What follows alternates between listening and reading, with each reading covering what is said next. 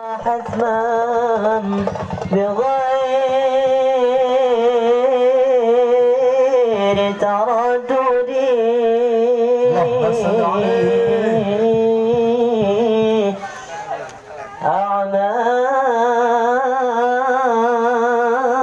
أعمالنا بين القبول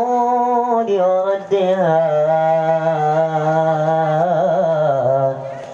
إلا الصلاة على النبي